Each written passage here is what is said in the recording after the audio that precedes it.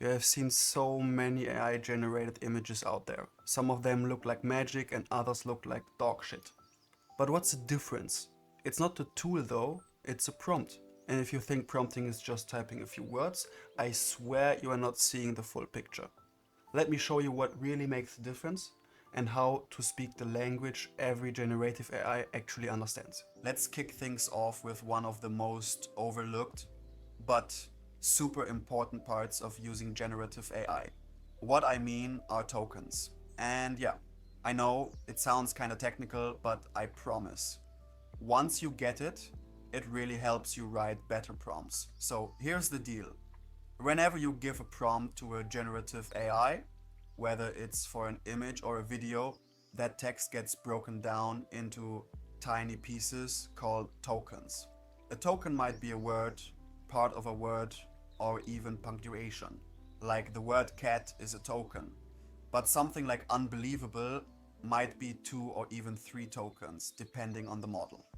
Now, different AIs can understand a different number of tokens.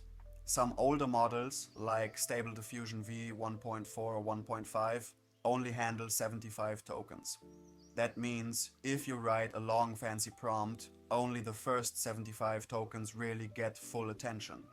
Anything after that, it still gets seen, but more like a faint echo, a whisper. It adds flavor but not direction. That's why people say front load your prompt. Put your key subject, your main style, your vibe right at the beginning. Newer models go beyond that. For example, Stable Diffusion XL gives you more room, over 100 tokens that it can process more equally. MidJourney, which a lot of people love for its artistic feel, also works with a limited number of tokens, even if they don't tell us the exact number. But it still prioritizes the start of your prompt. And then there's Flux by Black Forest Labs, especially the Flux Dev and Flux Pro versions. Those can reportedly handle up to 512 tokens. That's a big deal. It means you can get more detailed, more nuanced without losing important parts of your prompt.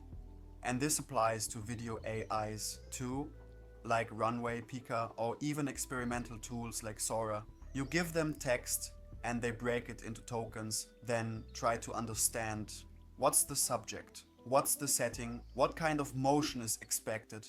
And again, earlier tokens usually carry more weight, especially if the model has a lower limit.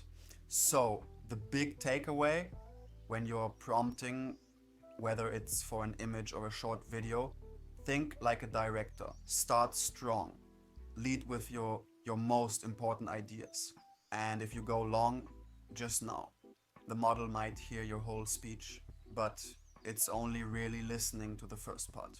So let's stay with this idea for a moment. You're writing to an AI, but how you write, that changes everything.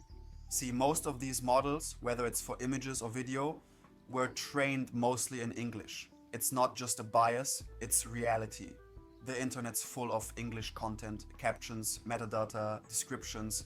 So when you prompt in English, the model just understands you better, not because it's smarter in that language, but because it's seen more of it. Sure, other languages can work, but if you're chasing detail, texture, or mood, English usually gets you closer.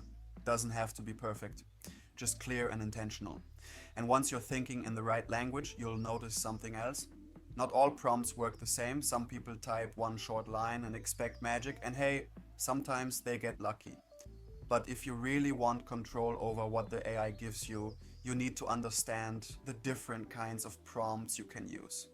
You've got the simple ones like cat in space or sunset over mountains.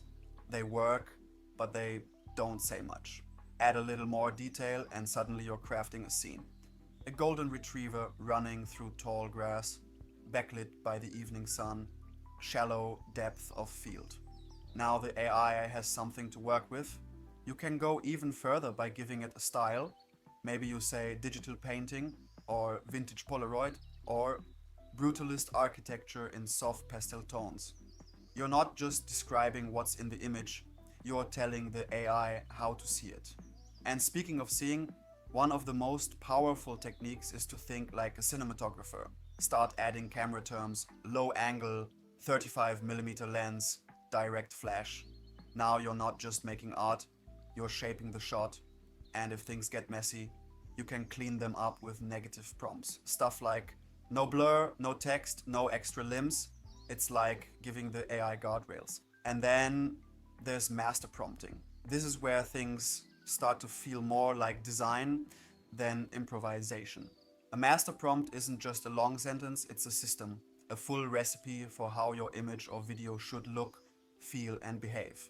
Lighting, framing, textures, recurring objects, even the imperfections. It's what makes different outputs feel like they all belong to the same world, not by luck, by structure. And once you've got that system, you can reuse it, remix it, refine it. It becomes your visual fingerprint. So how do you get there? That's where prompt engineering comes in. It's not about stuffing your prompt with every adjective you can think of. It's about using the right ones and putting them in the right order. Think in layers, subject style, camera behavior, lighting, texture, or material. And always remember, what you say first matters most. The beginning of your prompt carries the most weight. So front load the important stuff. Then test it, adjust it, try again. Prompting isn't about getting it right the first time. It's about learning how the model thinks and teaching it to see the world the way you do.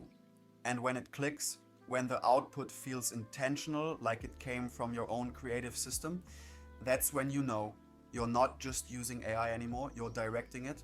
By now, you've probably noticed, prompting isn't just a technical skill, it's creative direction.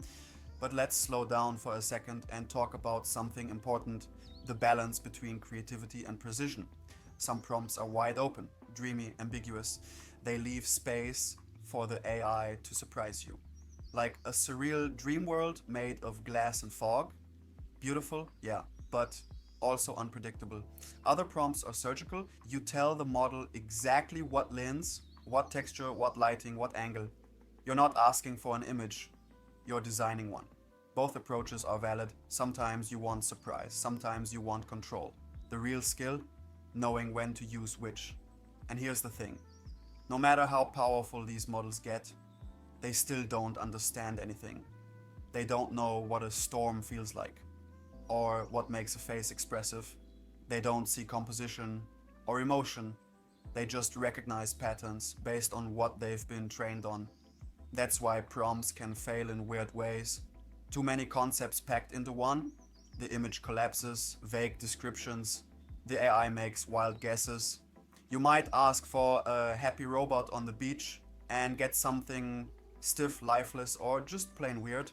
So it's not just about knowing what to say, it's about knowing what the model can realistically handle. And that brings us to the tools themselves, because not every AI model works the same way. MidJourney is all about vibe and style. It's great at making beautiful chaos, but sometimes it ignores precision. Stable diffusion, especially SDXL, gives you more control. You can guide it step by step. But it might need more work to look polished. Flux from Black Forest Labs pushes toward high-end realism with a smart context model, especially with long prompts and structured scenes. And then there's video AI, Runway, Pika, tools like Sora. They don't just need objects, they need motion.